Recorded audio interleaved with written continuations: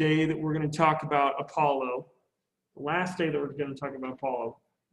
But there's just one last thing that we need to talk about before we completely leave Apollo behind. Okay, so last time, I believe, when finishing off talking about Apollo, we read the quote from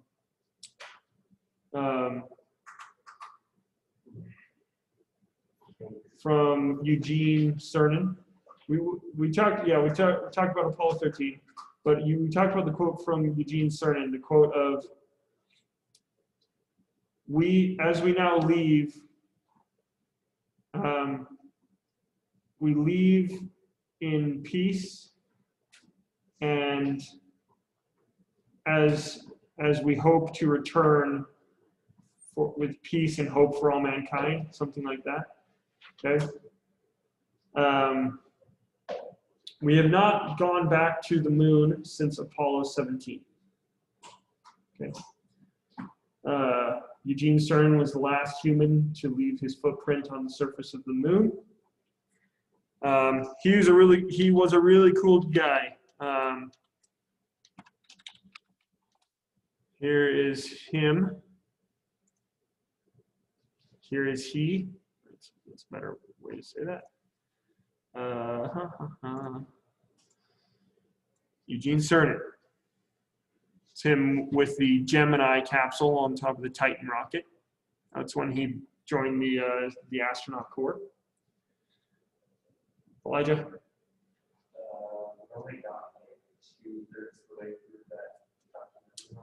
It's true, we didn't get all the way through the documentary last time. The assignment was due on Friday. If it's not in yet, I will not dock points for it if you turn it in today or tomorrow. But we're not going to take time to watch the rest of the documentary in class. It's not super important information, but I did want to just kind of give you kind of a scale of the problem that was engineering and building the Saturn V. One heck of a machine. One heck of a machine. Okay, so Eugene Cernan, last human to walk on the moon. Yeah, pretty incredible guy. He passed away just a few years ago. Hopefully, and we'll get to this when we get to future space exploration, hopefully before the last moonwalker passes away, we will have a new generation of moonwalkers. But that's not guaranteed. Aiden?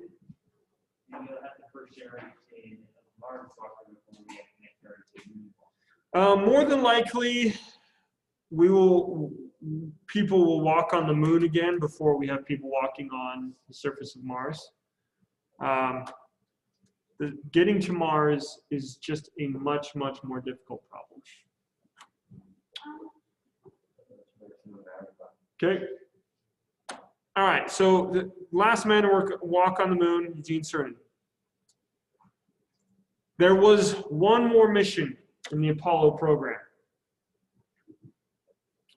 And it is a very important mission for all sorts of reasons that I guarantee you, or I don't guarantee you, but I imagine that the large majority of you have never heard of this mission. What? Nuke the Soviets. Nope. Actually, the exact opposite.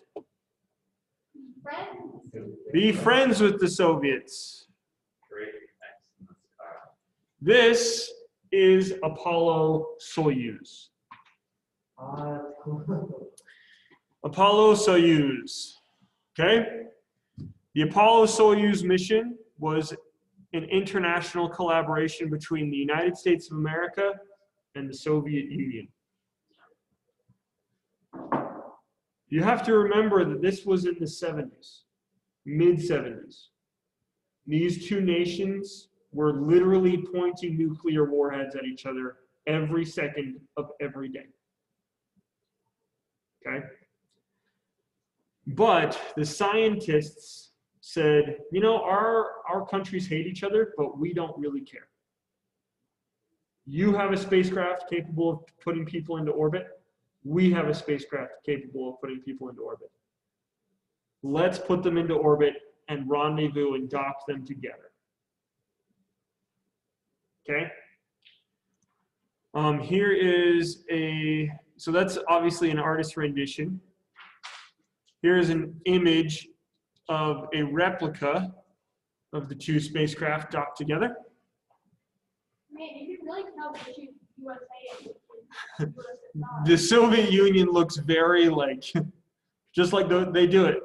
Hey man, like, let's make sure this thing works. It doesn't have to look pretty, but it's gonna work. And then Apollo is like this shiny stainless steel, very capitalist, retro-futuristic kind of look, right? And this, in between them, is actually a specialized docking port that they had to build, especially for this mission. With an understanding from both sides, yep. So they had to use the docking port on the Apollo that could interface with the docking port on the Soyuz. And this is actually a specialized docking port that you could build a docking port that would be much, much smaller to dock to the Soyuz from the Apollo. But they actually had to have a pressurized chamber in between the two, because you will recall that the Apollo used a pure oxygen atmosphere at 20% atmospheric pressure, right? 20% atmospheric pressure of pure oxygen. The Soyuz uses 1 atmosphere, so normal atmospheric pressure of nitrogen and oxygen air. So what we breathe just every day, 80% nitrogen, 20% oxygen. They didn't put any carbon dioxide in there, but just because there were people inside there, carbon dioxide. But both spacecraft had lithium hydroxide canisters that would scrub out the carbon dioxide, right? So they had to build a pressure chamber, really an airlock, in between the two spacecraft so that they could dock together and you could move in between them. Did it feel different on each side of the ship? You would feel a very slight difference in how your skin felt from the pressure or the lack of pressure. But because the atmosphere has 20% oxygen anyway, it has the same amount of oxygen at pure oxygen, 20% atmospheric pressure. It's the same amount of oxygen, just less nitrogen, just no nitrogen, right? But because there was such a high pressure differential between the two spacecraft, they had to build this airlock in between them. This was a huge mission, okay? A very, very important mission. Not a lot of people talk about it. The Soyuz looks like a piece of furniture. Yeah. Yeah. So here's an artist's rendition of what they called the handshake in space. Okay. Handshake in space. Oh yeah, no, they weren't ready to like gouge each other's eyes out or anything. Okay. They knew very much what this meant in terms of international cooperation. It's unfortunate, in my view, that this mission has kind of been lost to history. No, right. We haven't lost it completely, but the thing is that very, very few people, especially, I mean, very, very few people, anyone that I've met, I've essentially never met anyone that has heard of Apollo Soyuz. You have to search for it, most likely you'll never come to you by itself. Yeah, it's not something that is in a lot of history books like big and as a big deal, but I think that this is an extremely important step toward international cooperation. This is essentially International Space Station version 1.0. That's essentially what this is. that we put aside our ideological differences and said, science is more important. Human understanding, human progress, space travel is more important. Bill Nye has a saying that he pulls out every once in a while. He says, space brings out the best in us. What you're saying is that everyone that's like Republican and Democrat up in the space and have them just like talk it out. I think that the shared goal of getting to a place that literally wants to kill you every second, the shared goal of breaking the bonds of gravity and traveling at 27,000 kilometers an hour, I think that that is something that can bring us together. No matter if the fact is that we developed those rockets not to send people peacefully into space, but to send nuclear warheads at one another. But that science is a tool. Science is a tool, and what we do with it is up to us. Any tool can become a weapon. A plow can become a sword, but it can also plant a field. The technology that we develop through science is neither good nor bad. It is what we do with it that is good or bad. Aiden? So you can technically, you can also use weapons and tools, like you could use a sword and a butter knife. That's true. You should use That's true. You can use an axe to destroy, or you can use an axe to build. Remember the first rocket was supposed to be a missile? Yeah, the V2, it very much was a missile. It turned into a full space-race program. Yeah. So the V2 was very much used as a missile, but the scientists who developed it did not build it with the intent of wanting to just blow people up. They wanted to go to space. Okay? a block to be used as a spoon. A what could be used as a spoon? Block, A what? block, A Glock, a gun? yeah. Yeah, it's true. You could use it as a spoon. I don't know how advisable that would be. Okay. So this is one of the most beautiful missions in spaceflight history, in my personal opinion, with the context of this is the height of the Cold War. This is a real. This unfortunately, this is not a real picture. Like, took off the side of the future ship and exposed it. So, yeah, there's a whole bunch of, there's not a lot of pictures, like actual pictures of this mission. Here is a picture of the actual handshake in space. This is going on. How did they get that down? Did they have So to- there's a picture of the actual, so they got back down just like any other mission. They undock from each other and then individually come back down to their landing zones using their capsules and heat shields. They didn't land near each other. It's not kind of how it was. They did not. They did not land near each other. The It'd be hilarious if, like, the US was like, okay, let's land. And then they landed. well, the Soyuz and the Apollo were designed to land in very different scenarios. The Soyuz is designed to land on solid ground in Kazakhstan. The Apollo is designed to land in the ocean, splash down in the ocean, in the Pacific Ocean. It's so weird how differently each side approaches problems. Yeah, well, the Soyuz uses retro thrusters. They have tiny little solid rocket motors that fire right before they hit the ground to slow them down so they don't hit the ground really hard. We here in the United States just said, We just use water to cushion the. So, all right. So this is the moment when they open the hatch between the two spacecraft.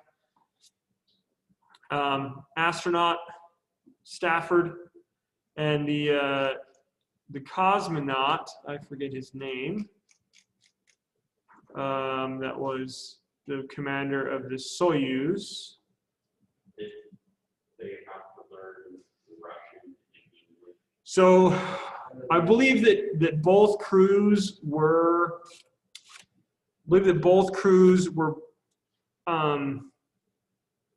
Functionally, like they had a functional knowledge of each other's languages. They shared some food. They obviously had a handshake, had some simple conversations. Alexei Leonov was the commander of the Soyuz in this mission. He was the first human to do a spacewalk. He died a few years back as well. They're not wearing masks. They're going to get COVID. Yeah, it is kind of weird to see pictures sometimes Yeah, 6 feet. from like 3 years ago, and you see all these people like at a sporting event not wearing masks, and you're like, what are they doing? That's like a TV show. I mean, Like, man, these guys like the handshake or whatever they call it. Yeah. You can't be having handshakes. Yeah, can't be doing handshakes. But so this is a fantastic mission, and I think that it's a beautiful symbol of cooperation through hardship. And for that reason, I actually have that tattooed on my arm. So you can see here, Apollo Soyuz.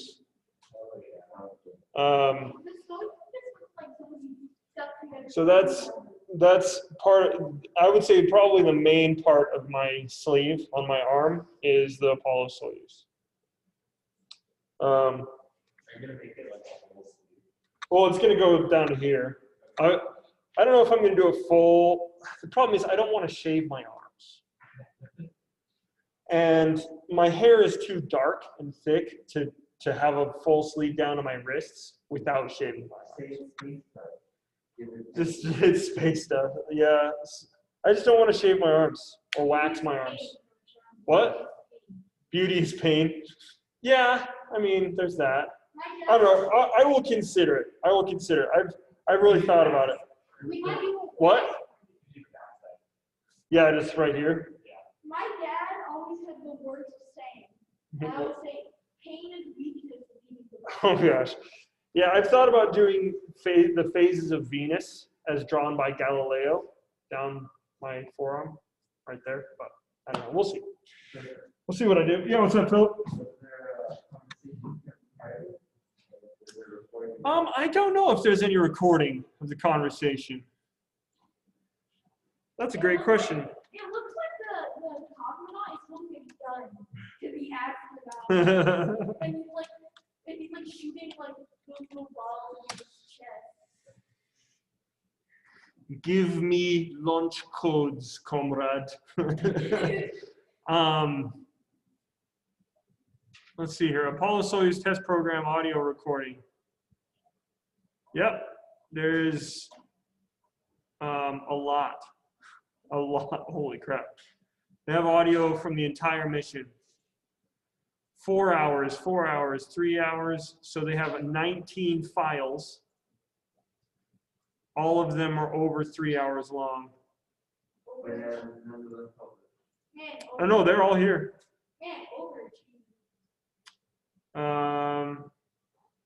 AAG, I don't know what all this stands for. Can we just spend the rest of this class just listening to every single one of these? Yeah. And that's the entire rest of this class.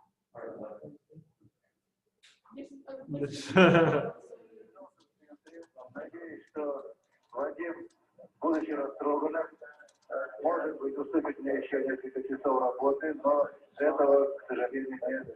So that's obviously Russian. Departure from Mission Control Center in the hope that They also had translators on radio that they could use if they didn't understand each other. But yeah, I consider this to be the beginning of the International Space Station program, which is a big deal. Okay, Apollo Soyuz.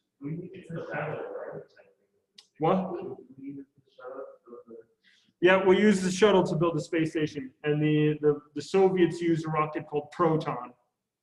Who Yeah. who needs translators? Whenever I don't know what space I just say yes. Yes. That's why I'm legally getting The International Space Station program right now, all astronauts and cosmonauts that go to the International Space Station have to be fluent in English and Russian. So you cannot go to the International Space Station without speaking both languages fluently. So even members of the Japanese Aerospace Exploration Agency, or JAXA, they have Japanese astronauts. They have to learn Russian and English. Italian and French astronauts need to learn English and Russian, because the International Space Station, we'll talk about this in greater detail, but the International Space Station was essentially, it's built in two parts. The US portion and the Russian portion. I don't have the portion for each country. Nope. Or There is one module that was built and launched by the Japanese Aerospace Exploration Agency, and there's one module that was built and launched by the European Space Agency. But the large majority of it is US and Russian built. Oh yeah, yeah. Only one other country has put humans into space. No. And that's China. And they did that in the early 2000s. Well, the thing is, I think none of the other countries wanted to didn't both Russia and USA have to go into huge debt and economic drag to fund. Oh no, NASA. No, they did not. Well, the Soviet Union had to put a lot of money that they didn't have into their space program, but the United States simply just made more room in the budget for NASA. At the height of the space race in the early 60s, the NASA, the space program, NASA had about 4.5% of the federal budget. Right now it has 0.4% of the federal budget. No, How's that budget increased? Oh yeah, budget has increased, but I mean, so is inflation, right? I heard that they keep lowering the budget. So yeah, we can talk about funding for space programs and so forth on a different day. I'm going to end the video on Apollo Soyuz right here. Bye, bye, bye.